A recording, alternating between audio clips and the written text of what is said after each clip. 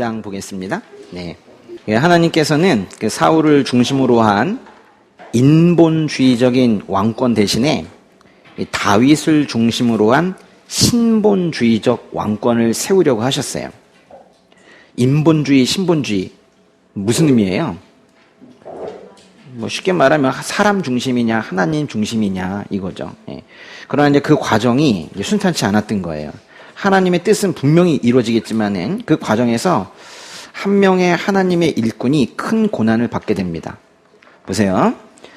하나님의 뜻은 반드시 이루어집니다. 하나님은 승리하시는데 그 과정에 쓰시는 일꾼이 있어요. 근데 그 일꾼은 육신을 가지고 있고 이 땅에 있으면서 좀 힘든 과정을 거치게 돼요. 그걸 우리가 고난이라고 하는데요. 그 얘기를 보는 거예요. 사울이 다윗을 핍박하는 일은 이미 사무엘상 그 18장에서부터 시작이 되었지만은 19장에 20장이 거치면서 그 부당한 핍박이 계속 이어집니다. 죽이려고 하죠. 이게 단순히 괴롭히는 정도가 아니라 죽이려고 한다는 것은 살해 위협을 받는 입장에서는 아주 참 힘든 일일 거예요. 18장부터 20장까지 사울이 아주 구체적으로 죽이려고 했던 사건이 6번이나 있었어요. 3번은 창을 던졌죠. 처음에 2번 던지고 나중에 또 1번 던졌잖아요. 2번은 또 딸들을 이용해서, 그죠? 메랍이랑 미가를 이용을 해서, 딸을 주겠다는 조건으로 블레셋과 싸워라. 그래서 블레셋의 손에 의해서 죽게 만들려고 했었고, 또 1번은 아예 암살단을 또 1번 보내기도 하고 그렇습니다. 그 18장에서 다윗을 죽이려는 사울의 의도가 여러 번 표현이 됐는데요. 근데 그게 다 번번이 실패합니다. 그러니까 이제 사울이요, 이제 19장에 들어가면은 아주 공개적으로 이제 다윗을 죽이겠다고 그래요. 내가 다윗을 죽이겠다고 그래요. 아니, 보세요. 왕이 내가 다윗을 죽이겠다. 그러면 이제 다른 사람들이 죽이시겠구나. 이럴까요? 그건 죽이라는 명령인 것이죠. 예. 우리가 이제 18장의 마지막 절을 자세히 안 봤는데요. 이게 사실 19장에 연결이 되는 것인데요. 18장의 마지막 절을 보시면은 이게 사울로 하여금 다윗을 죽이라는 명령을 공개적으로 하게 되는 계기가 돼요. 그 18장의 30절 읽어보겠습니다.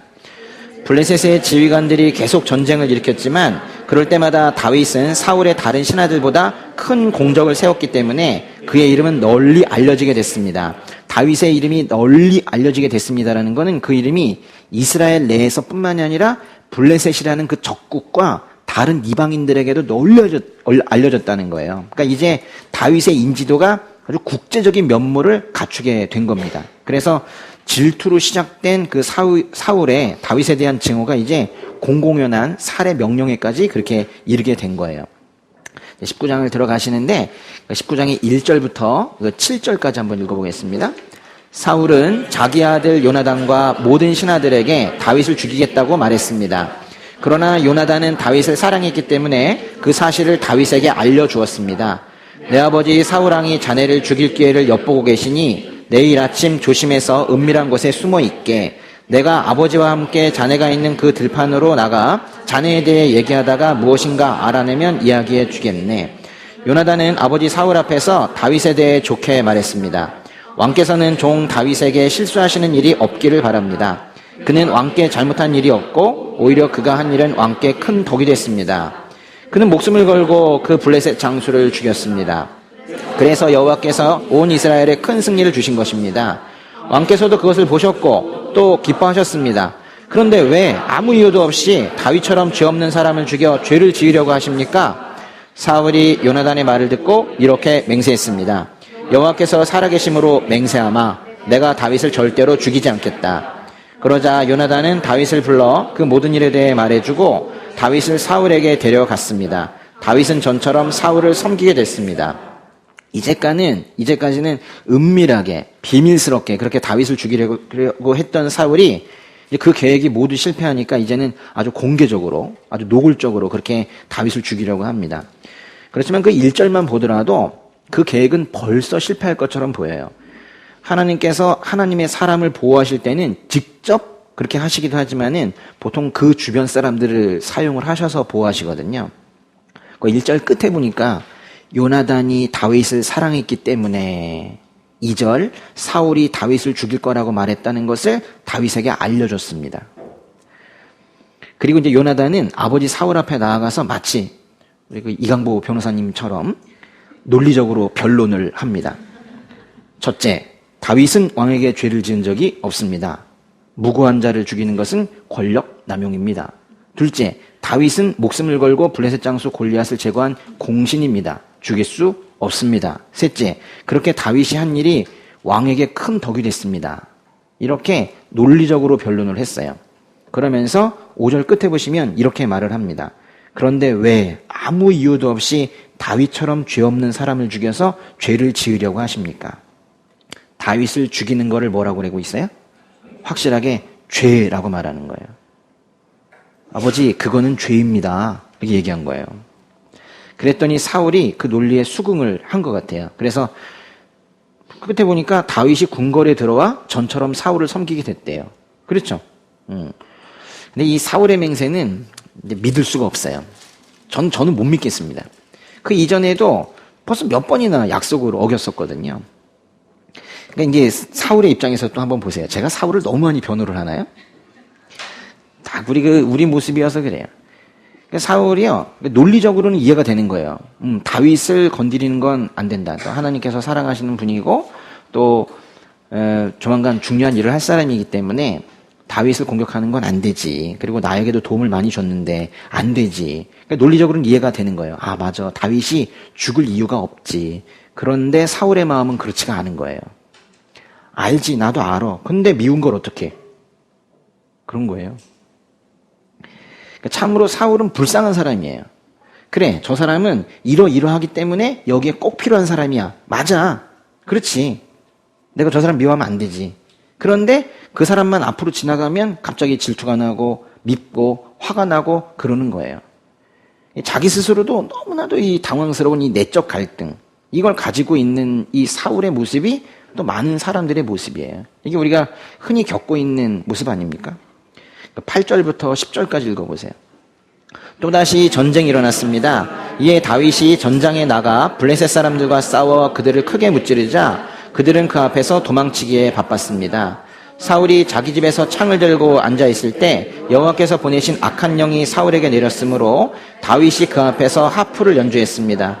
그때 사울은 창을 던져 다윗을 벽에 꽂으려 했습니다. 그러나 다윗은 사울이 벽 쪽으로 창을 던지는 순간 재빨리 몸을 피했습니다. 그날 밤 다윗은 그곳을 빠져나와 도망쳤습니다. 다윗은 또 한 번 블레셋과의 전쟁에서 크게 이기고 돌아왔어요. 전쟁 나갔다가 돌아온 다윗, 얼마나 피곤했을까요? 지금 우리가 한 줄 한 줄 읽어서 그렇지 다윗의 입장에서 생각해보면 얼마나 힘들겠어요. 전쟁을 갔다 왔다니까요. 근데 전쟁 갔다가 와가지고 이제 피곤해가지고 있는데 와보니까 사울의 눈이 또 조금 이상한 거예요, 또. 뭐가 또 오셨나 봐, 또. 그래가지고는 다윗의 입장에서는 아주 피곤한데, 또 저 악한 영이 또 내려왔구나. 그래가지고는 다윗이 그 앞에서 하프를 연주합니다. 하여간에 은사가 많으면 바빠요. 네. 그런데 하프를 켜고 있는데 다시 또 창이 날아오는 거예요. 하여튼 다윗도 대단해요. 하프를 켜다가 또 피했죠. 그리고 궁궐을 빠져나와서 도망쳤습니다. 그러니까 이번까지 해서 벌써 창이 3번 날아온 거예요. 그런 일을 4번 당하고 싶지는 않은 거예요. 그래가지고 궁궐을 빠져나왔습니다. 악한 영, 그 악령의 지배를 받아서 악한 행동을 하던 사울을 이제까지는 다윗이 하프를 켜면서 말하자면 음악 치료를 하고 있었는데 이제 그것도 작동하지 않는다는 것을 알고는 자신과 사울과의 관계가 이제는 어떤 방법으로도 해결이 쉽지 않겠구나 생각해서 빠져나온 거예요. 사실 다윗이 답답한 건 뭐냐면요. 자기가 사울로부터 믿음을 받을 만한 어떤 일을 했다면은 그거를 고쳐서 사과를 하면 될 텐데 자신은 실제로 한 일이 없거든요. 가서 블레셋이랑 열심히 싸운 거, 이스라엘 민족을 위해서 목숨 걸고 싸운 거 이거밖에 없는데 사울이 사실 혼자 저러고 있는 거거든요. 그래서 이럴 때 이걸 해결하는 방법은 그냥 도망치는 것밖에 없었던 거예요. 다윗은 나라를 구하는 그 정말 선한 일을 하고도 이렇게 지금 죽을 뻔한 삶을 살고 있는 거예요. 그러나 다윗은 자신의 그 정당성, 나는 할 일을 했는데 왜 나에게 이런 고난이 오느냐, 이런 걸 주장하기 위해서 어떤 인간적인 방법을 전혀 동원하지 않았습니다. 보복을 한 것도 아니고 사실 사울에게 한마디 따지지도 않았어요. 그냥 도망쳤습니다. 왜 그러십니까? 이렇게 항변도 안 합니다. 또 이제 앞으로 펼쳐지는 고난의 이야기들을 보면은 또 그 고난이 또 억울하다고 피하려고 하거나 그 고난을 단축시키지도 않아요. 어떤 면에서는 이 다윗이 고난을 바라보는 이 태도가 상당히 답답해 보이기도 해요. 다윗은 그저 하나님만 의지합니다. 그리고 그에게 주어진 고난에도 그 고난에도 하나님이 뜻이 있겠지 이렇게 또 믿고 살아요. 그래서 묵묵히 아무 말 없이 그냥 고난을 받으면서 하나님의 때를 기다리는 거예요. 하나님께서 하실 일이 있으시겠지 그러는 거예요. 이런 말 어디서 들어본 것 같지 않아요?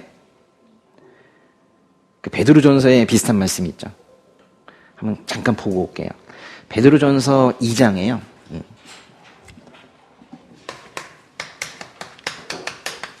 2장의 19절부터 22절까지 한번 보겠습니다. 21절까지 볼게요. 21절.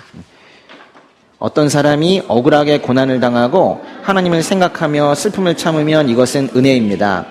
여러분이 죄를 지어 매를 맞고 참으면 무슨 칭찬이 있겠습니까? 그러나 여러분이 선을 행하다 고난을 받고 참으면 이것은 하나님 앞에서 은혜입니다. 여러분은 이것을 위해 부르심을 받았습니다. 그리스도께서도 여러분을 위해 고난을 당하시고 여러분에게 본을 남겨주심으로 그분의 발자취를 따르게 하셨습니다. 이게 딱 그 다윗 이야기예요. 다윗은 억울하게 고난을 당하고 하나님을 생각하며 슬픔을 참은 사람인데 이거를 은혜라고 지금 하고 있습니다. 사실 묵묵히 고난을 받는 의인, 아무 말 없이 고난을 받는 의인의 대표는 예수님 아니세요? 우리는 다윗을 통해서 또 그 후손으로 오신 예수님을 통해서 이 고난에 대응하는 아주 참으로 정말 간단하지만은 어떤 경우에 마음으로 쉽게 수용하기는 좀 어려운 그 하나의 방법을 배우는데요. 예수님과 다윗을 통해서 고난에 대응하는 방법을 우리가 배울 수 있다고요. 예수님과 다윗을 통해서 배우게 되는 고난 대응 방법은 뭡니까?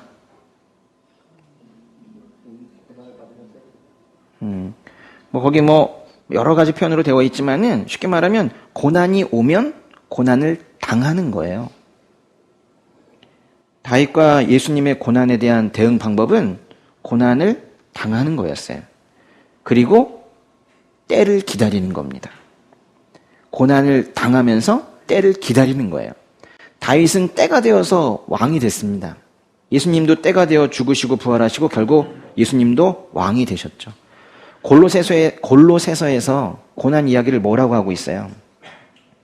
이제 나는 여러분을 위해 받은 고난을 기뻐하며 그리스도의 남은 고난을 그리스도의 몸된 교회를 위해서 내 육체에 채운다 그랬어요. 고난을 사도 바울은 내 육체에 채운다 그랬다고요. 고난을 육체에 채우는 것, 그거는 고난에 저항하는 모습이 아니에요. 그거는 고난을 극복하는 것도 아닙니다. 우리는 잘못 이해했을 때 고난은 극복해야지. 응? 우리가 열심히 뭔가를 해서 극복해야지. 이게 성경적인 줄 알지만 성경은 그렇게 말하고 있지 않아요. 고난이 오면 고난을 당하는 겁니다. 그게 성경에서 말하는 고난에 대응하는 방법이에요. 무슨 그런 해결책이 있습니까? 이렇게 말하실 수도 있겠지만 예수님께서 우리에게 가르쳐주신 고난을 대하는 방법이 바로 그거예요. 고난이 오면 고난을 당하는 거예요. 그러나 중요한 것은 그걸로 끝나지 않습니다. 고난이 오면 고난을 육체에 채우며 때를 기다리는 것. 그게 우리가 다른 모습인 거예요.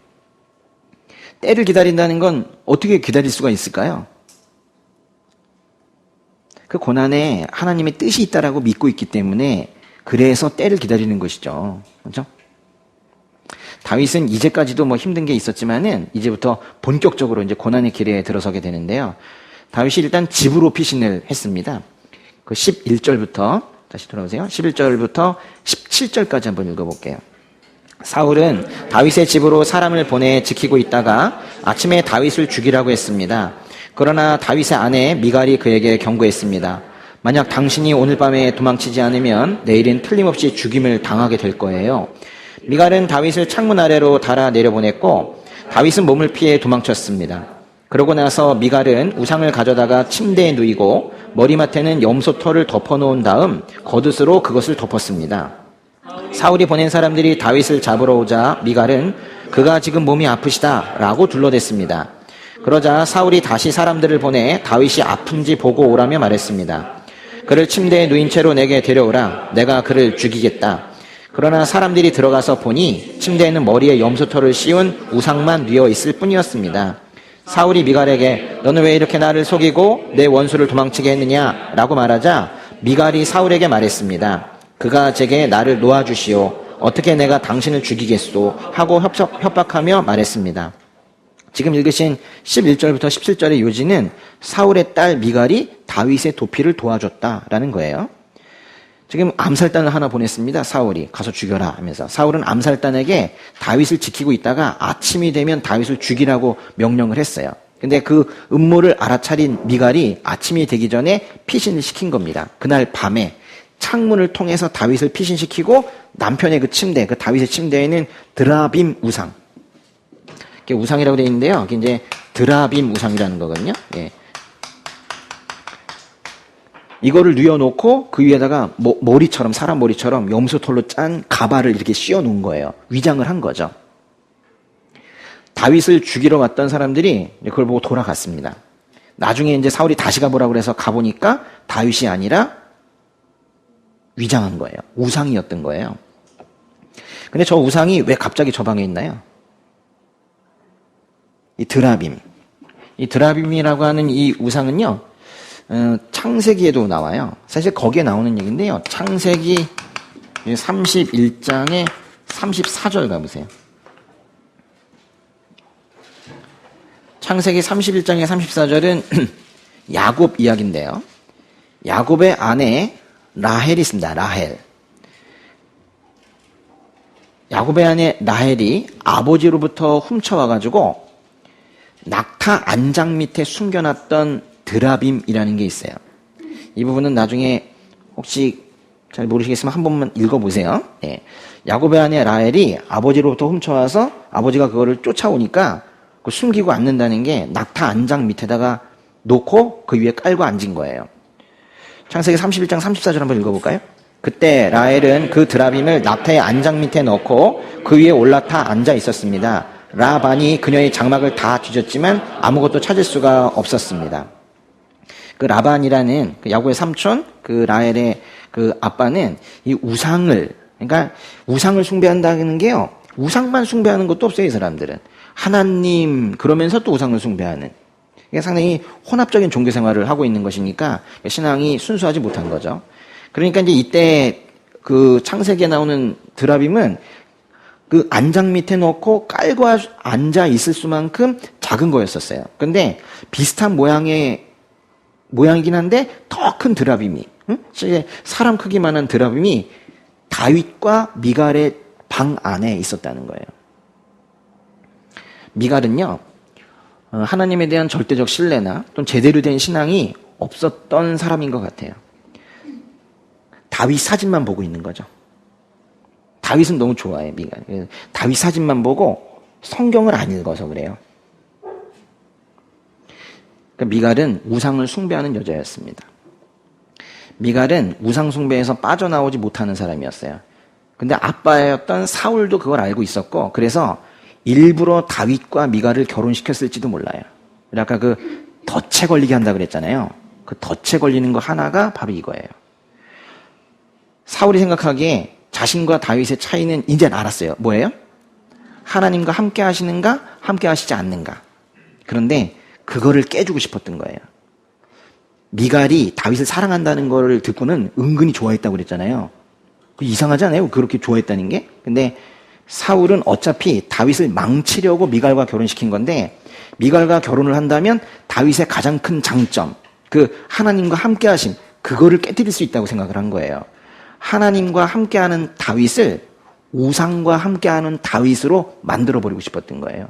그래서 미갈이 늘 우상 숭배하고 있는 그걸 알고 있었기 때문에 다윗을 적극적으로 결혼을 시키려고 그랬던 거예요. 어쨌거나 다윗을 인간적인 감정으로라도 이 사랑을 했던 이 미갈이라는 여인은 이제 결국 또 하나님으로부터 또 이런 경우에는 또 사용이 됩니다. 그래서 미가를 사용을 하셔서 하나님께서 다윗을 구해내세요. 12절에 보시면은 어떻게 살려내셨습니까? 다윗을 창문 아래로 달아 내려 보냈대요. 사도 바울도 이렇게 살아난 적이 있는데요. 바울도. 그 유대인들이 사도 바울 죽이려고 쫓아오니까 그 사도 바울이 문으로 나가면 성문으로 나가면 잡히잖아요. 그래서 성문을 유대인들이 다 이렇게 지키고 있었거든요. 그랬더니 그 사울의 제자들이 밤에 사울을 광주리에 넣어가지고 그 성 밖으로 창문 아래로 내려보내는 이런 장면이 사도행전 9장에 있어요. 구약에도 이런 장면이 있죠. 여호수아서에, 그렇죠? 라합 이야기 아십니까? 여호수아서 2장 15절로 한번 가보세요. 여호수아서 2장 15절에 보시면 거기 여리고는 어디 있냐면요. 그 이제 지중해가 있고 여기 갈릴리 아니 사해가 있고 저 위에 이제 갈릴리가 있으면요. 여리고는 요쯤에 있어요. 요쯤에. 요단강 동쪽에 서쪽으로 건너가자마자 있는 동네가 여리코입니다. 제리코, 여리고. 여기 건너가가지고 제일 먼저 정복한 성이 바로 여리고 성이죠. 그거는 아시죠? 여기 뭐 몇 바퀴 돌고 7일째 또 7바퀴 돌고 아십니까? 여호수아서에 나오는데 이 여리고에 살고 있는 여인이 바로 라합이에요. 라합. 근데요. 그 여리고에 사는 라합이라는 이방 여인이 그 여리고 성을 치기 전에 이 정탐을 하러 온 이스라엘 정탐꾼 2명을 오히려 숨겨줍니다. 그리고 나중에 탈출도 도와주는 그런 얘기예요. 여호수아서 2장 15절 한번 읽어보세요. 그러자 라합은 창문으로 해서 그들을 밧줄에 달아 내렸습니다. 라합의 집이 성벽 위에 있어서 성벽 위에 살았던 것입니다. 네. 그 뒤에 16절부터 18절도 한번 읽어보세요. 16절부터 18절. 그러고 나서 라합이 정탐꾼들에게 말했습니다. 산속으로 들어가서 추격자들과 마주치지 않게 하십시오. 거기에서 추격자들이 돌아갈 때까지 3일 동안 숨어 있다가 그 후에 당신들의 길을 가시면 됩니다. 그 사람들이 라합에게 말했습니다. 당신이 우리와 맺은 이 맹세를 우리가 지키는 데는 조건이 있어. 우리가 이 땅에 들어올 때 우리를 내려보낸 이 창문에 붉은 줄을 메어 놓아야 할 것이요. 또 당신 부모와 당신의 형제자매와 당신 아버지 집안 모두를 당신 집으로 모이게 해야 할 것이요. 지금 상황은 아시겠습니까?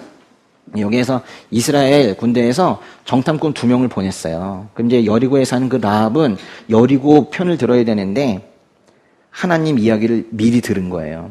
이집트에서 이스라엘 백성을 구해내신 그 하나님의 이야기를 들은 거예요. 그래서 하나님에 대한 신앙 고백을 하면서 이스라엘의 정탐꾼들을 오히려 숨겨주고 탈출시켜주고 그렇게 지금 하고 있는 거거든요. 정탐꾼들을 탈출시킨 그 창문에다가 여기다가 나중에 붉은 줄을 이렇게 달아놓으면은 이스라엘 군대가 나중에 여리고를 칠 때 그 붉은 줄이 있는 그 집에 있는 라합과 그의 가족들은 살려주기로 했어요. 붉은 줄이 메워진 집은 구원받는다라는 그런 얘기예요. 십자가 보혈로 덮인 사람은 구원받는다는 그런 얘기예요. 근데 그때 라합이 숨겨준 2 정탐꾼, 이스라엘 정탐꾼 중에 한 명의 이름이 뭐냐면, 예? 뭐라고요? 살몬이에요. 맞아요. 살몬. 이게 잘못하면 연어가 되는데요. 세몬인가요? 세몬? 살몬. 예.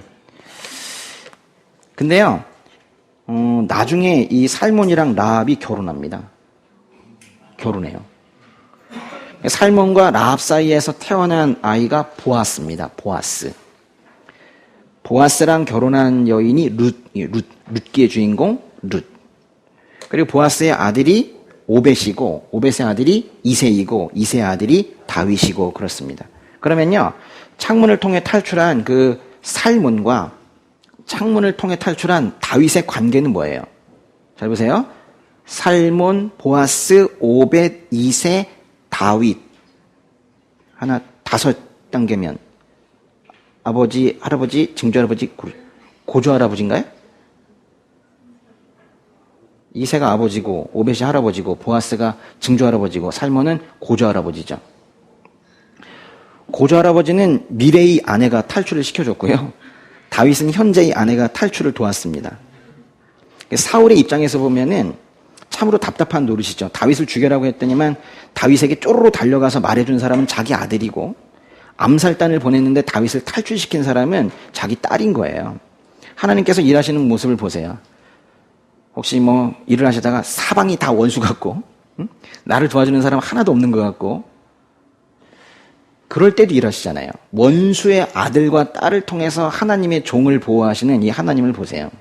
이게 바로 사람은 생각할래야 할 수도 없는 역설적인 구원의 역사인 거예요. 하나님의 놀라운 섭리가 여기에 있는 겁니다. 예. 그런데 다음 얘기 넘어가기 전에 조금 전에 그거를 조금 기억을 해주셨으면 좋겠어요. 누구부터 시작하세요? 살몬, 보아스, 오벳, 이세, 다윗. 한 번만 해보세요. 살몬, 보아스, 오벳, 이세, 다윗. 예. 언젠가를 위해서 일단 기억해 주세요. 예. 미갈의 도움으로 이제 다윗은 결국 이제 궁궐을 빠져나왔습니다. 이렇게 해서 이제 다윗이 본격적으로 도망자 생활, 즉 망명 생활을 시작하게 되는데요. 도망자, 신사가 되어서 정말 그야말로 고난의 삶을 살게 됩니다. 광야로 가게 되는데요.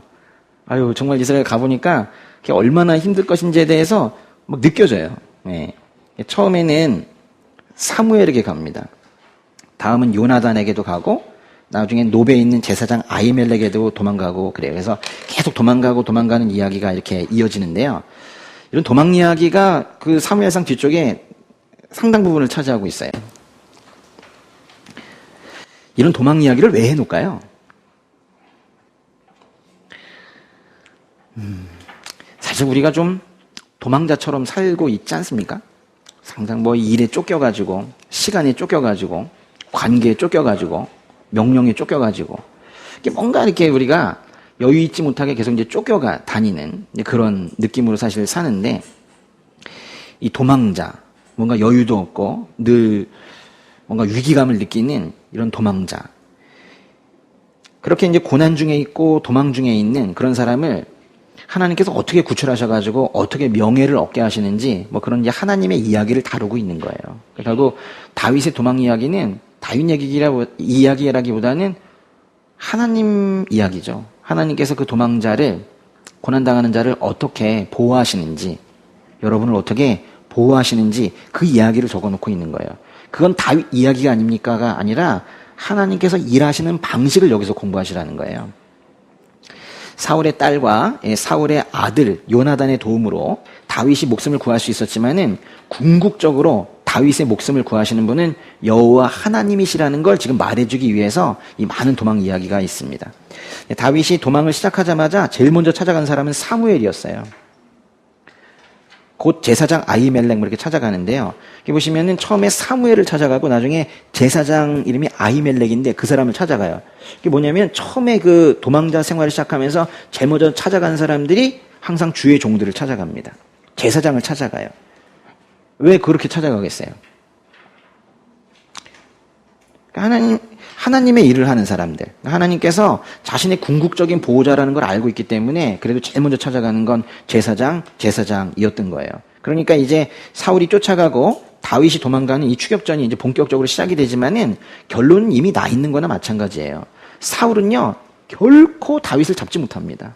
절대로 못 잡아요. 하나님께서 사람을 통해서 보호하시고 또 어떤 경우에는 직접 개입을 하셔가지고 보호하시고 그래서 다윗의 모든 그 상황마다의 어려움을 다 해결해 주시기 때문에 인간 사울은 결코 하나님의 지혜와 능력을 당해낼 수가 없는 거예요. 그러니까 이런 것들을 읽으시면서 그거는 다윗이죠. 또 이렇게 하면 이제 또 이야기가 진행이 안 되는 거예요. 그러니까 이게 다윗의 이야기고 나에게는 적용이 될 것이냐 안 될 것이냐가 아니라 다윗이 얼마나 하나님께 하나님 안에 깊이 거하고 있었는지 그거를 보면 되는 거예요. 그럼 그와 같은 상태에 있을 때 하나님께서 그렇게 일하실 거라고 약속하시는 거라니까요. 적이 강해서 우리가 잡히는 게 아닙니다. 하나님께서 보호하지 않으시면 잡히는 거예요. 그러니까 모든 피조물 위에 계신 하나님, 전능하신 하나님, 그분께서 나를 그 크신 팔 안에 품고 계신가 그렇지 않은가가 게임의 승패를 결정짓는 거지 이 땅에 있는 또 다른 어떤 적이나 내가 걱정하고 있는 말 그대로 그 걱정거리 그게 커서 우리가 망하는 게 아니라고요. 내가 하나님 팔 안에 거하고 있는가 아닌가 거기에 안식 중에 있는 게 안식 중에 있는가 아닌가, 그게 이제 승패를 결정짓는 가장 근본적인 요인이라는 걸 아셔야 돼요. 사울의 아들과 딸을 통해서 다윗을 구하셨던 하나님께서 이제는 아주 직접적으로 역사하셔가지고 다윗을 구해주시기도 하는데요. 그러니까 하나님께서 일하시는 방식을 보시라는 거예요. 심지어는 원수의 아들, 딸들을 이용해서도 일하시는데 아주 극한 상황에서 일하신다는 거예요. 근데 직접 일하시기도 하세요. 어떻게 직접 당신의 사랑하는 종을 구하시는지 한번 보세요. 18절부터 21절까지 보겠습니다. 그렇게 몸을 피해 도망친 다윗은 라마에 있는 사무엘에게 가서 사울이 자신에게 했던 일들을 모두 말해 주었습니다. 사무엘은 다윗을 나요스로 데리고 가서 거기서 머물렀습니다. 누군가 사울에게 다윗이 라마의 나요스에 있다고 말해 주었습니다. 그러자 사울은 다윗을 잡으려고 사람들을 보냈습니다. 그들은 거기서 예언자들의 무리가 사무엘을 우두머리로 세워서 예언하는 것을 보았습니다. 그때 사울이 보낸 사람들에게도 하나님의 영이 내려와 그들도 예언하게 됐습니다. 사울이 이 말을 듣고는 더 많은 사람들을 보냈으나 그들도 예언을 했습니다. 사울이 세 번째로 사람들을 보냈지만 그들도 역시 예언을 했습니다. 도망자가 되어서 다윗이 제일 먼저 찾아간 사람은 누구래요? 라마에 있는 사무엘이었습니다. 그 라마가 어딨냐면요, 라마는 여기 여리고 근처에 있는데요. 여리고에서 더 서쪽으로 좀 크게 그려드리면은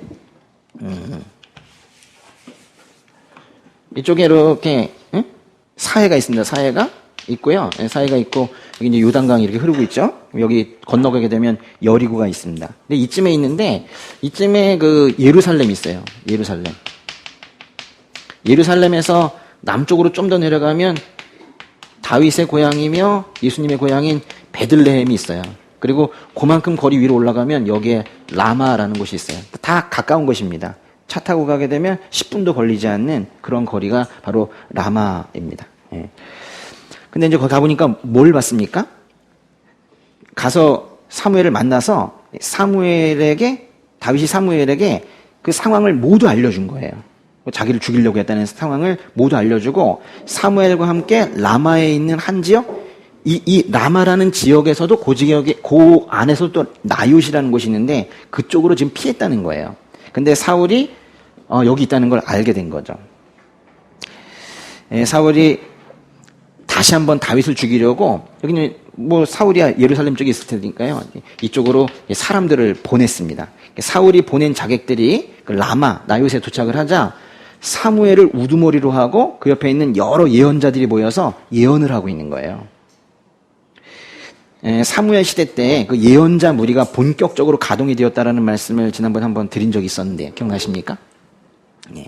그러니까 요즘식으로 따진다면요, 이때 이제 정식 신학교가 처음 생긴 거예요. 그러니까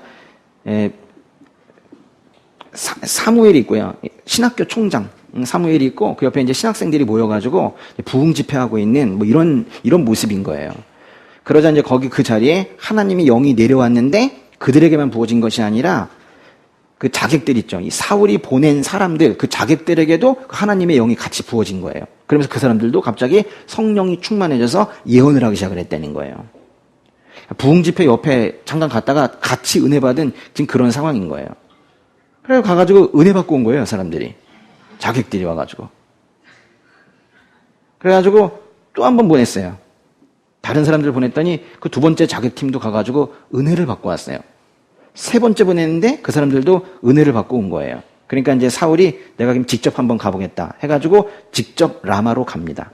22절부터 24절 보세요. 마침내 사울이 친히 라마로 갔습니다. 그가 세구에 있는 큰 연못에 이르러 사무엘과 다윗이 어디 있냐고 묻자 누군가가 라마의 나윗에 있다고 대답해 주었습니다. 그리하여 사울은 라마의 나윗으로 갔습니다. 그러자 사울에게도 하나님의 영이 내려서 그는 나윗에 이르기까지 걸으면서 계속 예언했습니다. 사울은 옷을 벗어 던지고 사무엘 앞에서도 예언을 했습니다. 그러고는 그날 온종일 벗은 채로 누워 있었습니다. 이런 까닭에 사울도 예언자들 가운데 있느냐 하는 속담이 생기게 됐습니다. 사울이 이 라마까지 간 거예요. 여기서 도착을 하자 하나님의 영이 이번에 이제 사울을 강하게 사로잡아서 사울도 막 예언을 하기 시작을 한 거예요. 사울은 사실 이전에도 여호와의 영에 한번 사로잡혀서 예언을 한 적이 있었어요. 그때도 예언자 무리에서 그 사이에서 예언을 했었었는데요. 한번 가보세요. 사무엘상 10장인데요. 사무엘상 10장의 10절. 또 이 근처, 바로 이 근처가 기브아라는 곳이 있는데요. 요쯤에 있었던 일입니다. 사무엘상 10장 10절 한번 읽어볼게요. 그들이 기브아에 도착하자 예언자 무리가 사울을 맞았습니다. 하나님의 영이 능력으로 사울에게 임하자 사울도 그들과 함께 예언하게 됐습니다. 이때도 그 신학생들과 신학교 총장이 같이 모여가지고 있는, 그죠? 그때 이제 신학교 학생들 모여있는, 거기 가가지고 같이 은혜를 받은 거예요. 근데 거기에서 2절 가시면 12절 한번 읽어보세요. 10장 12절. 거기 살던 한 사람이 말했습니다. 그들의 아버지가 누구인가? 그리하여 사울도 예언자들 가운데 있지 않는가? 라는 속담이 생겨나게 됐습니다. 근데 이때 속담이 생긴 거예요. 아니, 사울이라는 사람, 저 사람은 그냥 그 나귀나 찾으러 다니고 하던 사람인데, 가가지고 예언자들 무리에서, 어이구, 대단하네, 예언도 하고, 이러면서, 조롱까지는 아니지만은, 조금, 뭐 시골 사람이 가가지고 갑자기 예언을 하네. 좀 신기하구나. 뭐 이런 이제 어떤 속담이 그때 생겨나게 된 거예요. 근데 보니까 여기 지금 19장이잖아요. 19장에도 그런 말씀이 있죠. 24절에. 그죠? 24절에 보니까 끝부분에 사울도 예언자들 가운데 있느냐 하는 속담이 생기게 됐습니다. 라는 게 있죠. 뭔가 좀 비슷해요. 근데 조금 다른 게 있습니다. 그러니까 이전에 예언을 할 때는 하나님의 영이 이제 사울을 휘감았는데 그런 경험 있으십니까? 네. 그런 경험 있어요? 하나님의 영이 자기에게 성령 세례 부어지는 거 경험 있어요? 왜 이래요 분위기가? 그게 있으니까 여기 있는 거예요. 네. 그러니까 우리가 이제 성령이 부어진다는 걸 갖다가 이게 부어지면은 일단 여기서 막 머리에서 김 나고 막 이러면서 바바바바바 불꽃 튕기는 이런 거 생각하실지 모르겠지만은 이 안에 성령께서 내주하시는 이 조용한 이 내주 이게 제일 중요한 거예요. 이게 바로 성령 받은 거예요. 이게. 근데 물론 그런 거와 별개로 또 성령 체험을 또 하기도 합니다. 그렇지만은 오히려 더 중요한 것은 이 안에 성령께서 내주하시는 그거예요. 근데 오히려 우리가 그거를 잘 느끼지 못하니까 만져도 아까 만져보셨잖아요. 근데도 난데 뭐 이렇게 되고 그러니까 이제 그렇지. 근데 오히려 근데 막 그 성령 체험이라고 해서 병도 낫고 벙벙 뜨고 그러면서 이도 금으로 바뀌고 막 이러면서 근데 그래야지 이제 성령님을 만난 것처럼 얘기하지만 실제로 그런 일이 있긴 있습니다만은 그거는 사실 아주 작은 거에 불과해요. 오히려 제일 큰 것은 이 안에 우리가 성령 하나님의 영을 모시고 있다는 거예요. 근데 이제 사울에게 이제 그때 하나님의 영이 이렇게 내려왔을 때 그때는 사무엘을 만나는 그 즈음이었거든요. 그때 하나님의 성령이 사울을 휘감은 것은 사울을 돕기 위한 거였어요. 근데 지금 이 19장에서 하나님의 영이 사울에게 임한 것은 사울을 방해하기 위해서 임한 겁니다. 다윗 쫓아가지 못하게 하려고. 쫓아가다가 갑자기 은혜 받고 쓰러져 있으라고. 그리고 이제 그 19장 24절에 아까도 보셨지만은 이때에도 역시 사울도 예언자들 가운데 있느냐 하는 속담이 생기게 되었다고 했는데 이전에 일단 생겼던 속담이 쑥 들어갔다가 다시 유행을 하게 된 것 같아요. 근데 이 두 번째 속담은 확실하게 조롱이 섞인 그런 말입니다. 그러니까 왜냐하면 이전에 예언을 할 때는 옷 입고 했어요. 그런데 이번에는 옷을 벗은 채로 예언을 하고 있습니다. 옷을 벗는다는 건요, 성경에서 다 수치스러운 얘기를 하는 거예요. 매우 수치스러운 상태에 놓여졌다는 겁니다. 근데 여기에 더 큰 의미가 있는데요. 지금 이제 사울이, 상황은 아시겠습니까? 여기서 다윗을 잡으러 가야 되겠다 그랬는데, 부하들은 가가지고 다 은혜 받고 돌아오고, 이제 내가 혼자 가겠다 그랬는데 자기가 이제 영을 받은 거예요. 근데 거기에서 옷을 벗고 예언을 하기 시작을 했는데, 누구 앞에서 그렇게 벗은 채로 예언을 했답니까? 24절에. 사무엘 앞에서. 사실 사무엘이 자신을 왕으로 세울 때 기름 붓고 정식 즉위식도 함께 거행을 해주고 했던 그런 사무엘인데 그 사무엘 앞에서 그러니까 자신을 왕으로 만들어준 킹 메이커 앞에서 옷을 벗고 있다는 것은요. 그럼 상징적인 거 생각해 보세요. 왕이 왕의 옷을 벗었다니까요. 우리 말에도 그렇지만 그 사람 옷 벗었어. 그 자리에서 내려왔다는 것이죠. 그래서 사울이 이스라엘의 왕위에서 탈락되었다는 것을 또 이 하나의 상징으로 또 보여주고 계시는 거예요. 그 이후로 그러면 사울이 왕에서 금방 쫓겨났느냐? 아니요. 죽을 때까지 왕이었지만은 아까도 말씀드렸다시피 권력은 그대로 살아있을 수 있어도 하나님 안에서는 이미 퇴위된 사람들이 있다는 거예요. 하나님의 영이 사울에게 직접 임해서 다윗을 해치려는 걸 지금 막아주고 있습니다. 보세요. 미가를 통해서 요나단을 통해서 다윗을 보호하셨던 하나님께서 이번에는 직접 일하시죠. 그러니까 주변에 사람이 없어도 일하십니다. 심지어는요, 지금 중동 땅에서는 아무도 전도를 안 하는데 갑자기 예수님을 믿게 되는 사람들이 있어요. 꿈에 직접 현몽하셔가지고 거기에서 아예 복음을 주시고 세상 처음 들어보는 이야기들을 꿈에서 듣고 그러는 사람들이 지금 자꾸 늘어나고 있거든요. 직접 또 일하시는 거예요.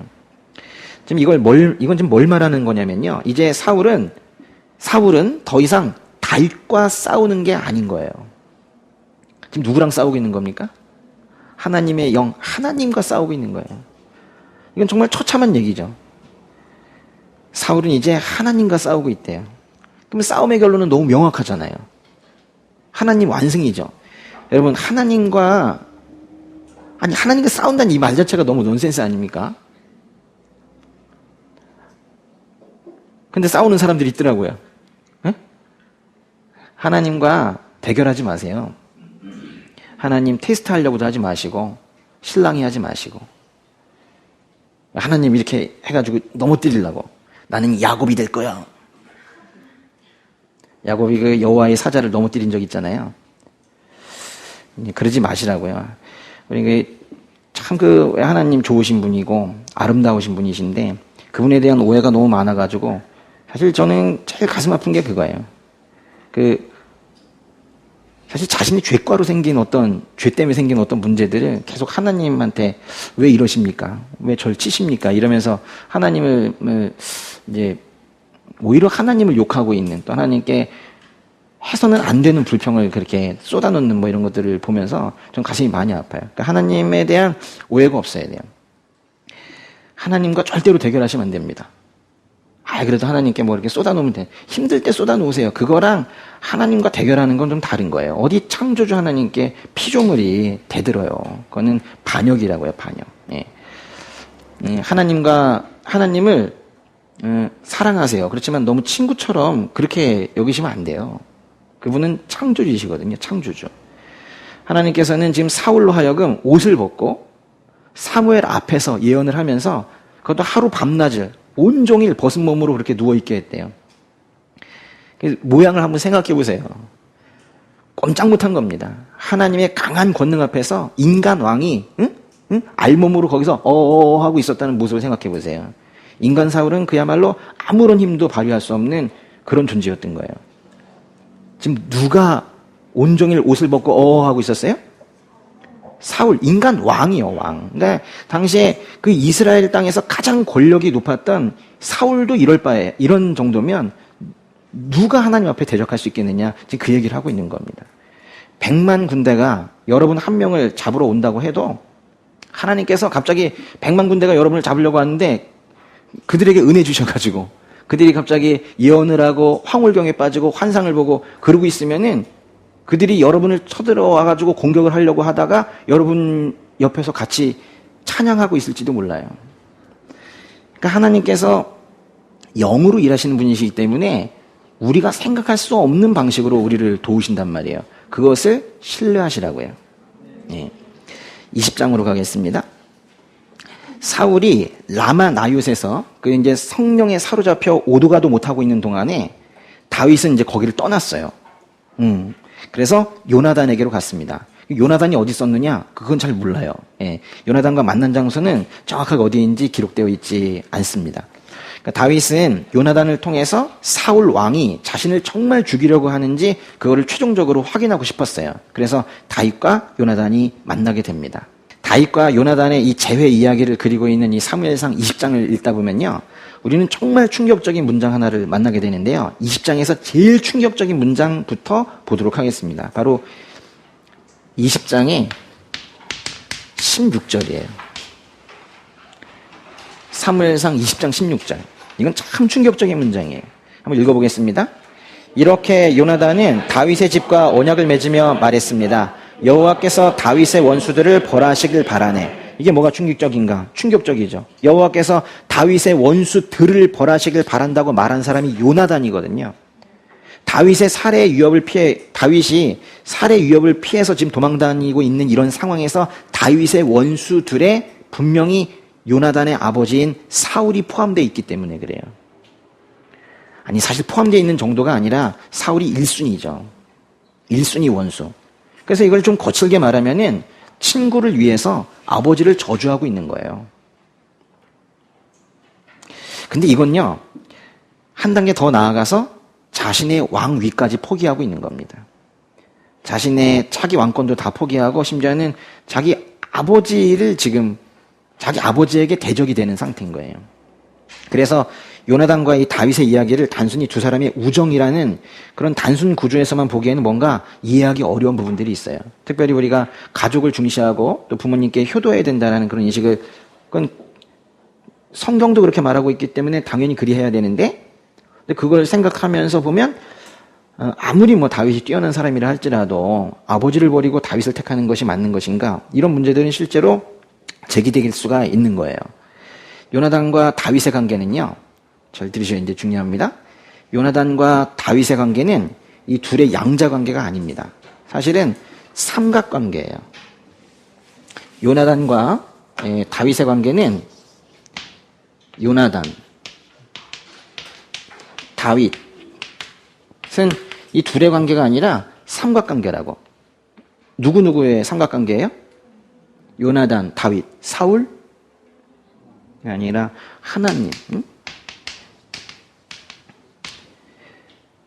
뭐 서로 질투하고 시기하는 그런 나쁜 삼각관계 아니고요. 이렇게 하나님 나라를 성취해가는 아주 그 안정적인 트라이앵글이 있거든요. 예, 이런 거룩한 목표를 향해 세워져가는 그런 아름다운 삼각형. 이게 여기에 있는 거예요. 가정을 이루시면은 여기 남편, 아내, 하나님. 그죠? 양육을 하시면 엄마, 딸, 하나님.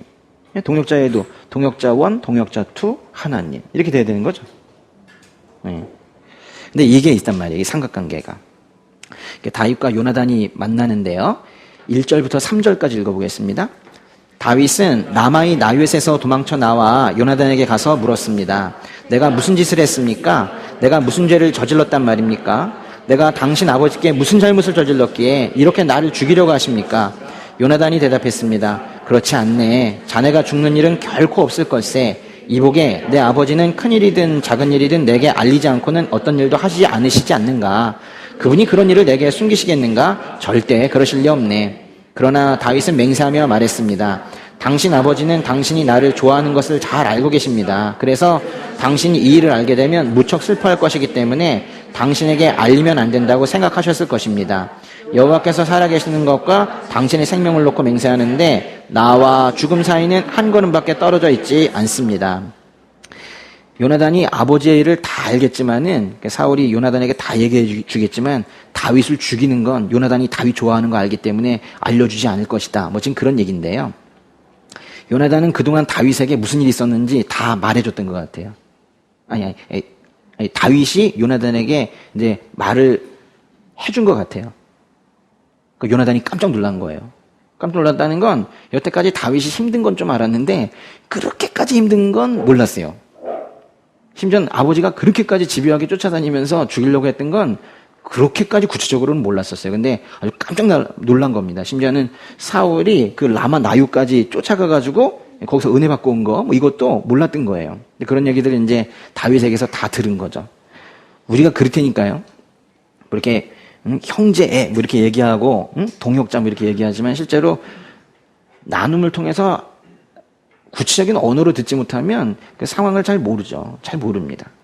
그러나 이제 다윗의 말을 이제 자세히 들은 요나단이 이제 알게 된 거예요. 야, 다윗이 정말 힘든 상황에 있구나. 그래서 그 다윗이 뭐라 그랬냐면 그 3절 끝에 나와 죽음 사이는 한 걸음밖에 떨어져 있지 않습니다. 정말 매 순간순간이 죽음의 위기에 있다라는 얘기인데 요나단이 그걸 알게 된 거예요. 아, 정말 다윗과 죽음이 한 걸음밖에 떨어져 있지 않는 상황에 있구나 생각하게 된 거죠.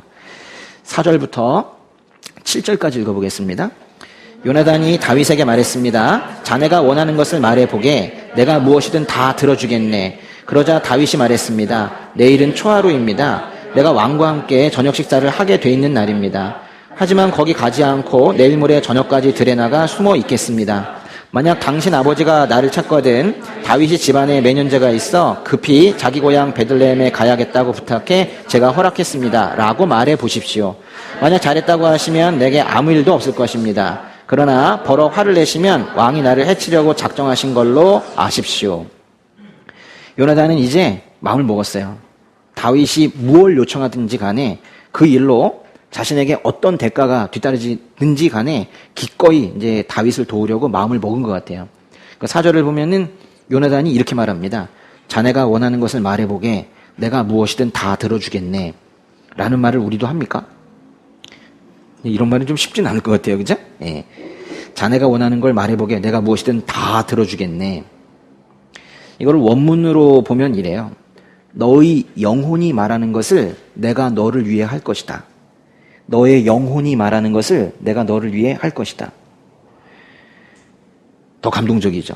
다윗을 도울 때 어떤 희생이 따르더라도 돕겠다는 거예요. 이 동역자를 돕는 데 있어서 어떤 비용 계산 이런 거 하지 않겠다는 거예요. 희생을 감수하겠다는 거예요. 그러니까 이제 다윗이 하나의 계획을 알려줍니다. 아이디어를 낸 건데요. 일단은 점검을 해야 돼요. 사울이 얼마나 자기를 죽이려고 하고 있는지에 대해서 사울이 정말 자기를 죽이려고 하는지 확인을 한번 해보자는 거예요. 요거 이제 두 사람이 만난 그 다음 날이 초하루인데요. 다른 번역에서 이제 월삭이라고 합니다. 월삭. 이제 초하루 때, 이 월삭 때 이스라엘은요, 마치 그날이 안식일인 것처럼 이제 절기를 지키는 뭐 그런 날이에요. 그래서 다들 모여가지고 제사도 지내고 음식도 나눠 먹고 하는 그런 날인데 당연히 궁궐에서도 그러겠죠. 그래서 왕도 신하들과 함께 제물을 드리고 음식을 나누는 그런 날입니다. 그때 이제 다윗도 왕과 함께 저녁 식사를 하기로 되어 있는 거예요. 사위니까 당연하겠죠. 근데 그 자리에 내일부터 이제 그런 식사 자리가 있는데 내일부터 안 나가겠다는 거예요. 당연히 가야 되는 그 식사 자리에 다윗이 안 나가 보겠다라는 거죠. 그러면서 이틀 동안 오히려 들에 숨어 있겠다는 거예요. 근데 만약에 이제 사울이 다윗 어디 갔냐 이렇게 찾을 때 요나단이 매년제를 드리러 베들레헴에 갔습니다. 라고 했는데 잘했네 하면 아무 문제가 없겠지만은 만약에 사울이 화를 낸다면 그건 다윗을 죽이려는 마음이 사울에게 확실하게 있다는 것으로 간주하자 뭐 이런 아이디어였었어요. 그러면서 다윗이 요나단에게 부탁을 합니다. 8절. 그러니 당신은 당신의 종에게 친절을 베풀어 주십시오. 당신은 여호와 앞에서 나와 의형제를 맺지 않았습니까? 내가 만약 죄가 있다면 당신이 직접 나를 죽이십시오. 나를 굳이 당신 아버지에게 데려갈 이유가 있겠습니까? 일단 한 점만 보실게요. 당신은 당신의 종에게 친절을 베풀어 주십시오. 라고 할 때요. 이 친절이라는 단어가 있어요. 친절. 잘해준다는 거겠죠. 친절. 네. 지금 누가 누구에게 친절을 베풀어 달래요? 누가 누구한테 하는 말입니까? 다윗이 요나단에게 친절을 베풀어 주십시오. 근데 이제 친절이라는 거를 그 개역개정에서는 인자라고 번역을 했어요. 인자. 써보세요. 인자. 친절 인자. 근데 인자는 상당히 어려운 말이죠. 인자. 네. 뭐 자비, 은총 뭐 이런 뜻인데요. 요걸 이제 이거를 히브리어로 뭐라고 하냐면은 이거를 헤세드라고 그래요. 헤세드. 헤세드. 우리 아까 무슨 뜻도 있다고 그랬냐면 은총. 예, 은총. 이건 이제 또 어떤 때는 사랑 뭐 이렇게 하기도 해요. 사랑. 뭐 자비 뭐 이렇게 번역을 하기도 하고. 다 좋은 얘기죠. 헤세드. 우리가 하나님의 인자, 은총, 사랑, 자비가 없으면 죽어요. 그래서 이제 하나님의 헤세드인데요. 하나님의 사람들끼리도 서로 헤세드를 행할 수가 있어요. 친절을 베풀고 자비를 베풀고 그렇게 할 수가 있어요. 즉 그걸 해달라는 거예요. 그런데요. 여기서 이 헤세드 뭔 뜻이라고요? 뭐 사랑, 친절, 이거 은혜라는 뜻도 돼요. 은혜. 은혜도 되고 은혜를 베풀어 주세요. 뭐 이런 것도 돼요. 근데 요 맥락에서 이제 나에게 헤세드를 베풀어 주세요라고 지금 다윗이 요나단에게 말하고 있을 때 요때 이제 헤세드는 뭐냐면요. 이건 한 단어로 좀 쓰긴 좀 힘든데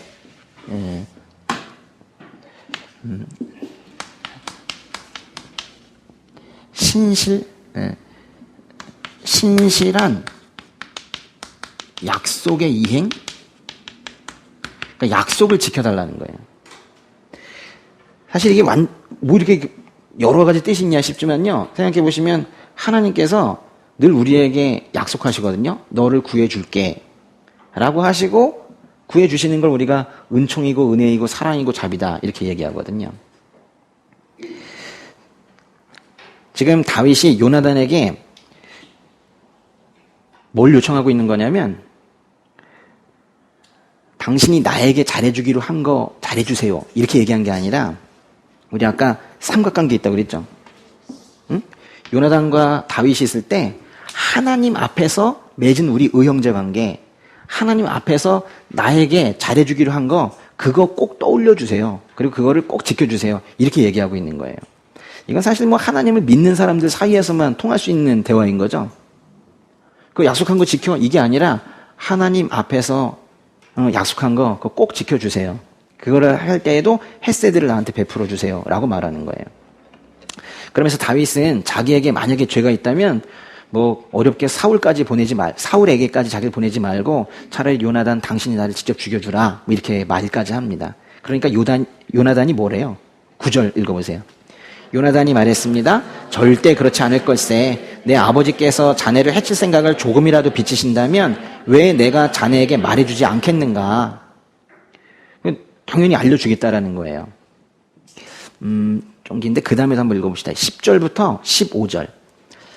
다윗이 물었습니다. 당신 아버지가 당신에게 화를 내신다면 누가 그것을 내게 말해주겠는가? 요나단이 말했습니다. 이리 와서 들판으로 나가보세. 그들은 함께 들로 나갔습니다. 그러자 요나단이 다윗에게 말했습니다. 이스라엘의 하나님 여호와께 맹세하고 말하겠네. 내가 모레 이맘때쯤 내 아버지 마음을 떠보겠네. 아버지가 자네를 좋게 생각하시면 사람을 보내 알려주겠네. 하지만 아버지가 자네를 해치려고 하신다는 것을 알게 되면 자네에게 알려 자네를 무사히 갈 수 있도록 하겠네. 그렇지 않다면 여호와께서 내게 어떤 벌을 내리셔도 다 받겠네. 여호와께서 우리 아버지와 함께 하셨던 것처럼 자네와 함께 하시길 바라네. 그러니 자네는 내가 사는 동안 여호와와 같이 내게 끊임없는 긍휼을 베풀어 주고 내가 죽임을 당치 않게 하고 여호와께서 이 땅 위에서 자네 다윗의 원수들을 모조리 끊어 버리시는 날에도 내 지방과의 의리를 끊지 말고 지켜주게 그랬어요. 오늘은 20장까지 볼 거거든요. 근데 20장이 좀 길죠. 지금 설교를 하면서도 계속 지금 갈등이에요. 중간에 끊고 갈까? 끝까지 갈까에 대해서. 어떻게 할까요? 쉬었다 할까요? 그러면요. 조금만 쉬었다가 할게요.